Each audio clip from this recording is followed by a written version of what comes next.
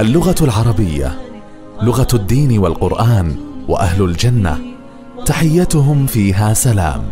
لغة الضاد يكفينا فخرا بأنها قد كتبت بالقرآن، وكذلك أنزلناه قرآنا عربيا.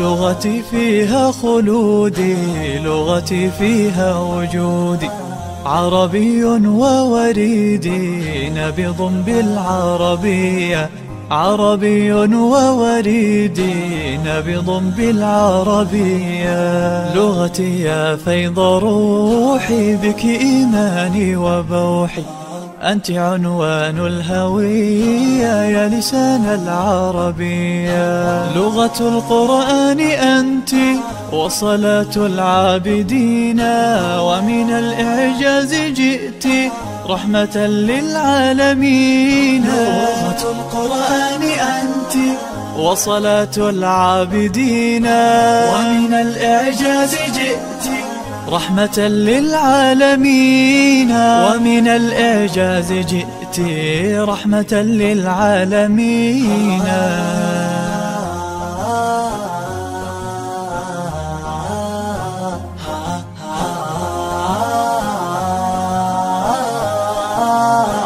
لغة الضاد الندية وجمال العربية. الحمد لله رب العالمين، والصلاة والسلام على سيدنا محمد وعلى آله وصحبه أجمعين، أما بعد.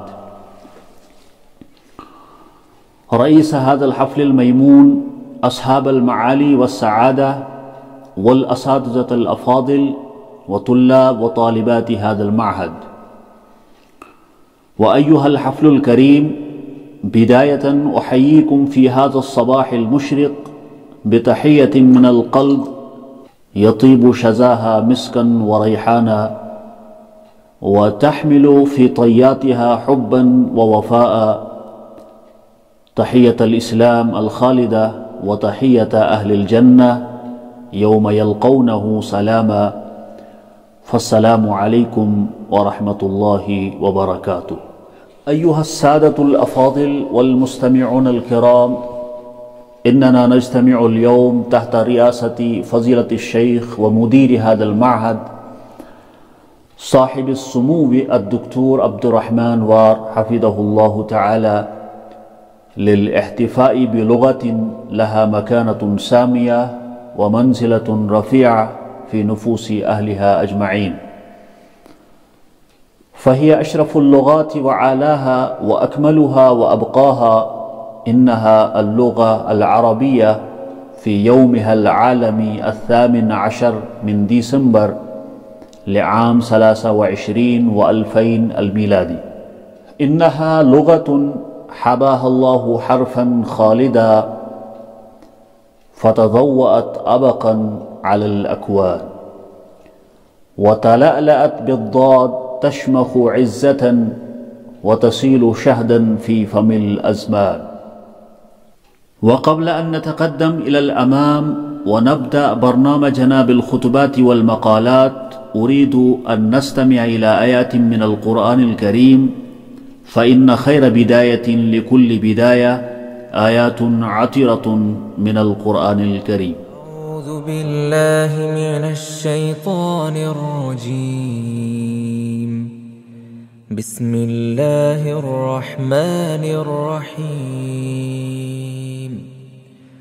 حميم والكتاب المبين،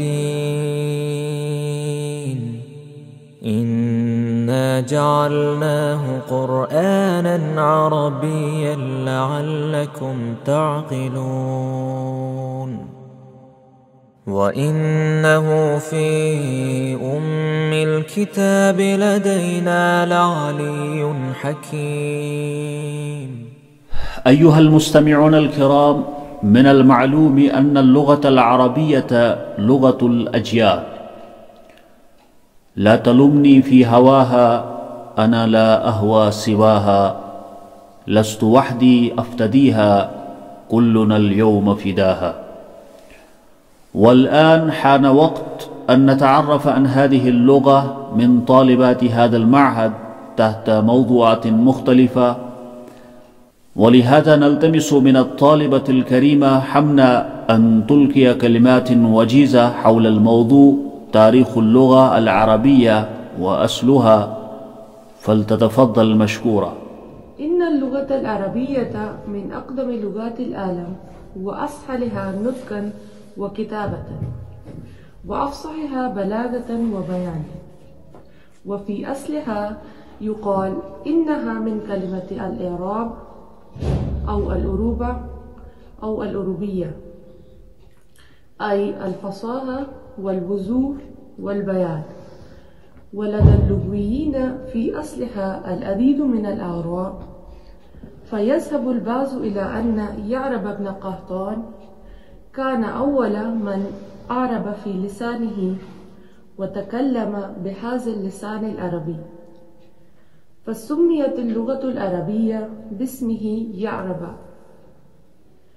وورد في الحديث النبوي الشريف أن نبي الله إسماعيل بن إبراهيم هو أول من فتك لسانه بالعربية المبينة،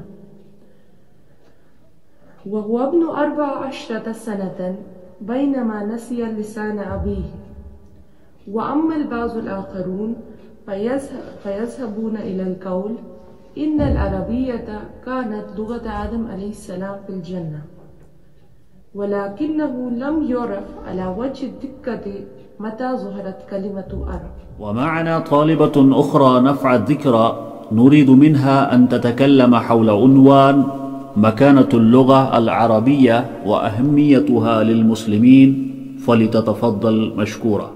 أما اللغة العربية فهي شريان حضارتنا النابض ووجه ثقافتنا المشرق، تتجلى فيها أزمة تراثنا وتتدفق منها شلالات العطاء والكرم. هي سيدة اللغات وأروسها، ولغة أهل الجنة، ولغة نبينا محمد صلى الله عليه وسلم، ولغة القرآن الكريم، ولغة 422 مليون نسمة، وهي لغة رسمية ل22 دولة في العالم، وهي اللغة الثالثة في الأمم المتحدة. وإن اللغة العربية لها شأن عظيم وأهمية خاصة للمسلمين لكونها لغة كتاب الله الكريم، ولغة السنة النبوية الشريفة، ولغة التي تؤدى فيها المناسك. ولذلك اهتم المسلمون حول العالم خالص الاهتمام إلى تعليم هذه اللغة الكريمة، لا سيما مسلم الهند الذين أسسوا المدارس وأقاموا المعاهد ورتبوا المقررات لتدريس هذه اللغة وعلومها، علم الاشتقاق والقواميس والبلاغة والبديع والفصاحة والبيان والنحو والصرف والشعر والنثر.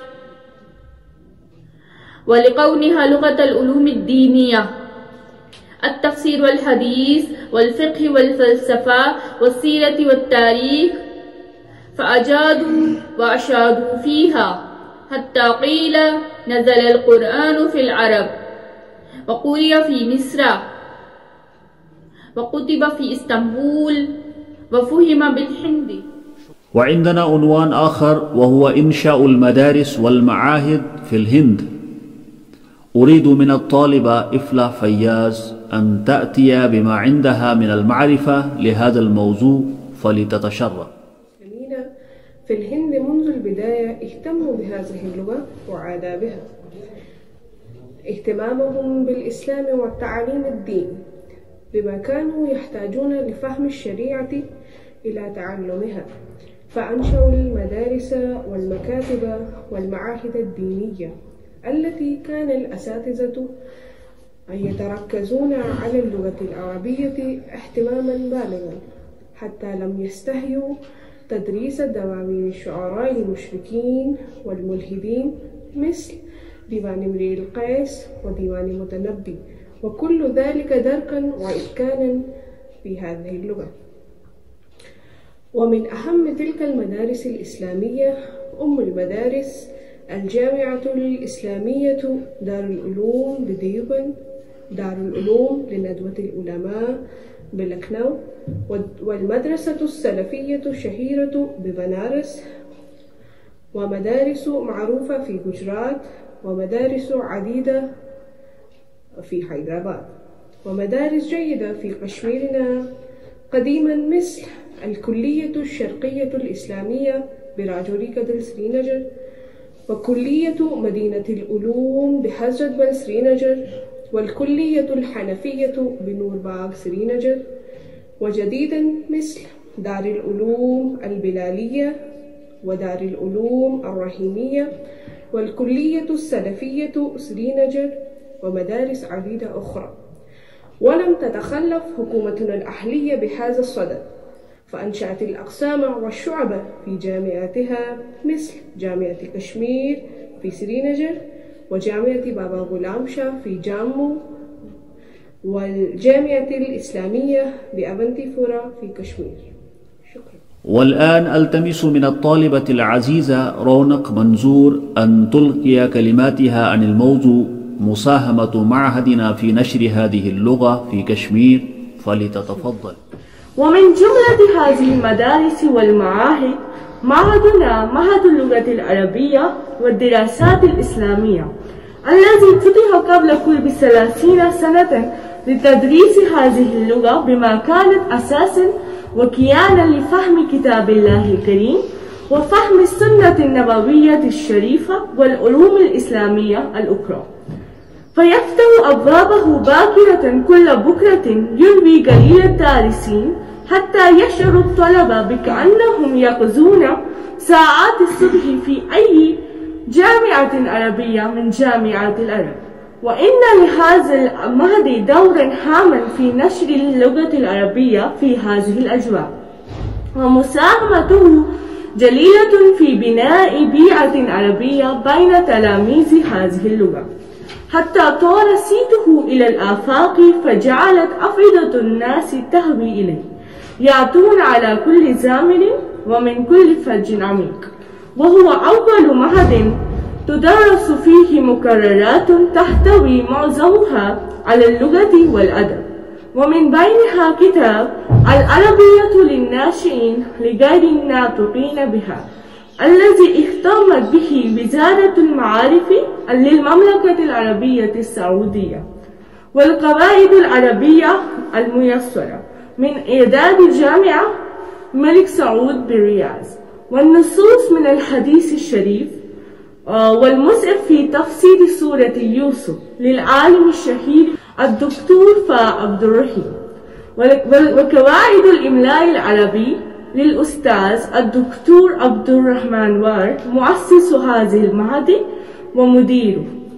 وإن لهذا المعهد لفضل في إجراء الندى، أول مجلة في كشمير صدرت بلغة الزول، وفضل عقد الحفلات العربية تحت إشراف النادي العربي الدولي، الذي ينتمي إليه أبناء هذا المعهد وخريجوه، يعقدون حفلات شهرية في شتى مديريات في ولاية كشمير. وإن له لميزة الاهتمام بعقد الحفل السنوي بالنسبة إلى اليوم العالمي للغة العربية. وهناك طالبة أخرى اقرأ يوسف أطلب منها أن تتحدث حول الموضوع اهتمام عقد الحفلات لليوم العالمي، فلتتفضل مشكورة. لقد بدأ اهتمام اليوم العالمي لهذه اللغة الجميلة يظهر منذ منتصف القرن 20 للميلاد، وتحديدا في عام 1948 عندما قررت منظمة اليونسكو اعتماد اللغة العربية كثالث لغة رسمية لها بعد اللغتين الإنجليزية والفرنسية. وفي عام 1960 تم الاعتراف رسميا في دور اللغة العربية في جعل المنشورات العالمية أكثر تأثيرا. وفي عام 1974 عقد المؤتمر الأول ليونسكو في اللغة العربية بناء على مجموعة من الاقتراحات التي قدمتها العديد من الدول العربية، وأدى ذلك إلى اعتماد اللغة العربية كواحدة من اللغات العالمية التي تستخدم في المؤتمرات الدولية. وفي أكتوبر سنة 2012 عند انعقاد الدورة 190 للمجلس التنفيذي لليونسكو تقرر تكريس يوم 18 من ديسمبر يوما عالميا للغة العربية، واحتفلت يونسكو في تلك السنة للمرة الأولى بهذا اليوم. وفي 23 من أكتوبر 2013 قررت الهيئة الاستشارية لخطة دولية لتنمية الثقافة العربية كأحد العناصر الأساسية في برنامج عملها لكل سنة. والآن ألتمس من الطالبة العزيزة زرابي مبسوسة أن تلقي كلماتها عن الموضوع ميزات هذه اللغة، فلتتفضل. نعترف جماعيا بمناسبة هذا اليوم. اللغة العربية لغة كتاب الله الكريم الخالد. اللغة العربية هي لغة المناسك لجميع المسلمين، أنها أرقى اللغات رسما ونطقا وفهما. عدد كلماتها 12 مليون كلمة و28 حرفا للهجاء. أنها تكتب من اليمين إلى اليسار. يعد الخط العربي من أجمل فنون العالم. يتحدثها أكثر من 422 مليون نسمة حول العالم. أنها لغة رسمية ل25 دولة. اللغة العربية هي اللغة الثالثة في الأمم المتحدة. اليوم العالمي للغة العربية يصادف 18 ديسمبر. شكرا جزيلا. بارك الله فيك. أيها السادة الأفاضل، اللغة العربية هي عنوان الشخصية الإنسانية وترجمان خواترها وأفكارها، ووسيلة التفاهم والتعليم والتطور وامتزاج الثقافات وحوار الحضارات.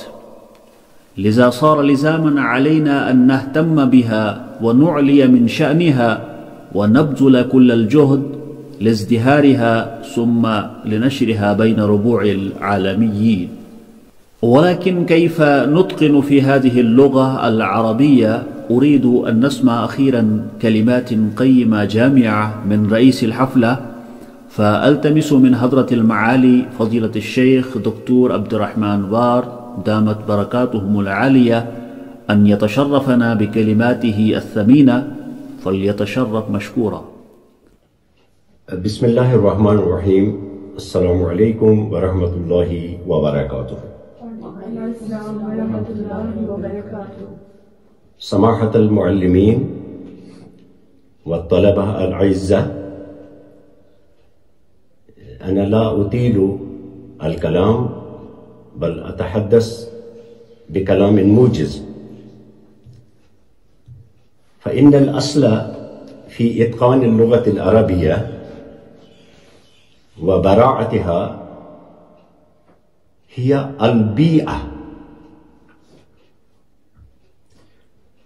التي توجد في بلاد الناطقين بها، وهي المورد الطبيعي والمصدر الفطري في إتقان هذه اللغة. ولكن هذا الفضل كما تعرفون جيدا لا يتيسر إلا للقلائل.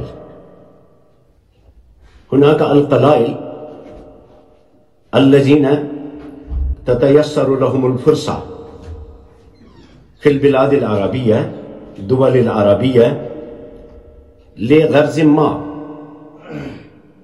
لغرز عمل في تلك الدول أو لغرز حصول التعليم، فيلتحقون بهذه الدول ويتيسر لهم أن يتقنوا في هذه اللغة.